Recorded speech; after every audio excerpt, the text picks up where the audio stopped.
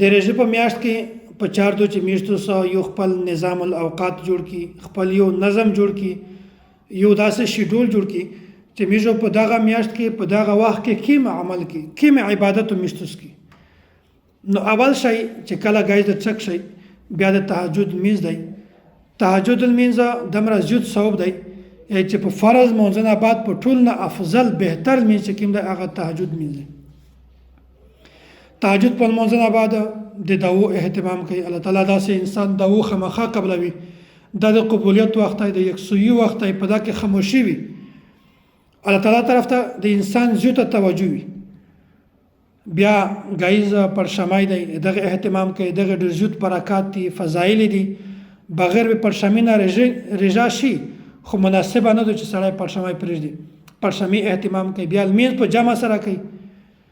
بیا په جمع نه بعد معمولی ذکر اهتمام کوي. الا بذکر الله تطمئن القلوب. ذکر ډېر زیات اهتمام کوي. همیش خلک د ذکر سره ډېر زیات سستی او کوتاهي کو ډېر ظلم ورسره کو، حالانکه د ذکر ډېر زیات اهتمام کوي. په هغه نه بعد گایز مینز په جمع سره دی. بیا په آن بعد تلاوت کوي. کم از کم کچیرې غیر حافظ وي د یغ د پوره یواسي پوره ضروری دی. او کچیرې حافظ وي د یغ د پوره خو استعداد مقرر نه که هغه 15 کو که 10 کو که 15 کو د یغ خپل سوچ دی. بیا په آن بعد مزدیګر مینز په جمع مزدیګر نه بعد کچیرې د په یو ځای کې ترجمه وي یا درس قرآن وي، درس حدیث وي، داسې د ذکر حلقه وي، نیک خلق مجالس وي، په دا کې شرکت کوي. دغه هنډ زیات برکات دي، ثمرات دي.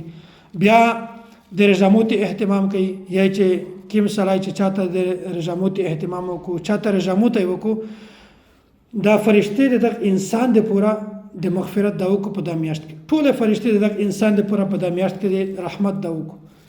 او داسې جبرائیل امین علیه السلام لیلة القدر باندې په دا کې دای د دغه انسان د پوره خصوصي د رحمت دا وکړو. نو دا یو نظام الاوقات دی چې میشتوس دا خپل شیډول جوړ کړي. بیا د میشتوس په اعمال کې ان شاء الله برکت وي. او اخري شایده ده چې کله د میش په خال کې دغه یو ډېره غلطه بیماري ده، ډېر غلط مرض دی چې هغه شپه په ګیمینه باندې تېره کړو، فضولیات باندې تېره کړو، هسې خپل وخت ضایع کړو، صلاحیت ضایع کړو، پکې خپله زون پکې ضایع کړو، ټیم پکې ضایع کړو، بلکې خلط یغ ګیم ته ورسره بیایي د یغې خلق هم وخت ضایع کړو. چکر وخت نه دی. رمضان مبارک میاشت دا د عبادت میاشت، دا د نیک اعمال میاشت، دا د چکر میاشت نه ده، د ګیمې میاشت نه ده.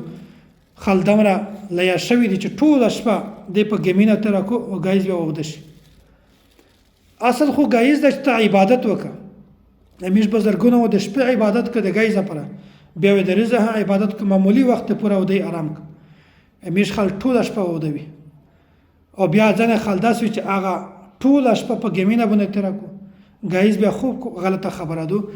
نو د وخت قدر کوي، خپل نظام الاوقات خپل شیډول جوړ کوي چې موږ په کوم وخت باندې کوم عمل کوي. الله تعالی د موږ ټول ته په صحیح طریقه باندې د رمضان مبارک قدر نصیب کو او د نیک اعمال کړل توفیق ته موږ ټول ته نصیب کو.